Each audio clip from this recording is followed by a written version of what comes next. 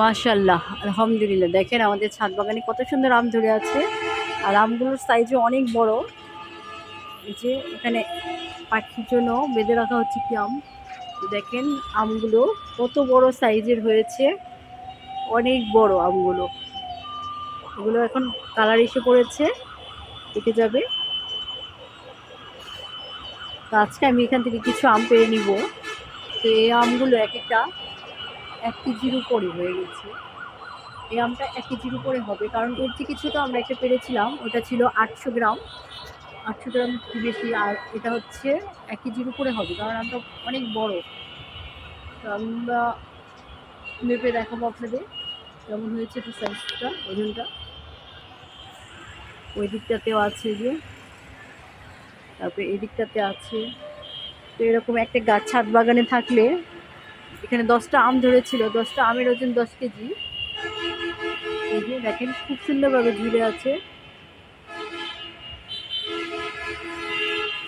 ছাদ বাগানে যারা শখ করে বাগান করেন, তারা চাইলে এরকম একটি গাছ রাখতে পারেন। আর এই জাতটা খুবই সুন্দর, এটা খুব ভালো জাত। আর এটা দেখতে যেমন সুন্দর, কালারও যেমন সুন্দর, আর এটা খেতেও তেমন মজা, মিষ্টি, প্রচুর মিষ্টি হয় আমগুলো। অনেক সুন্দর আম। আপনারা চাইলে আপনাদের ছাদ বাগানে আমটি রোপণ করতে পারেন। তো এটার জাতটা হচ্ছে বিদেশি একটা জাত, তো চাকাপাত। দেখুন খুব সুন্দরভাবে ছাদ বাগানে আমগুলো ধরে আছে। ওই দিকটাতে একটা, এইদিকে একটা, এখানে একটা, এদিকে একটা, উপরে একটা। তো এরকম অনেকগুলো আম। আর আমের সাইজগুলো দেখেন, অনেক বড় সাইজ। এই যে আমার হাতের থেকেও অনেক বড়। আর এটার ওজন 1 কেজির উপরে হবে। ভিডিওতে তেমন আসতেছে না, সামনাসামনি আরো বেশি সুন্দর, বেশি বড়।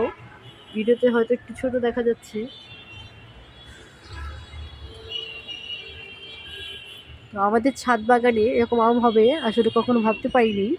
এই জাতটা লাগাবো ঠিক আছে, কিন্তু এত বড় যে হবে। এছাড়াও আমার ছাদ বাগানে আরও অনেক জাতের আম আছে, এমনকি 5 কেজি ওজনের বুনাইকিং আম গাছও আছে আমার ছাদ বাগানে। কিন্তু এটা খুব সুন্দরভাবে ধরেছে এবং পেকে গেছে আমগুলো, কালার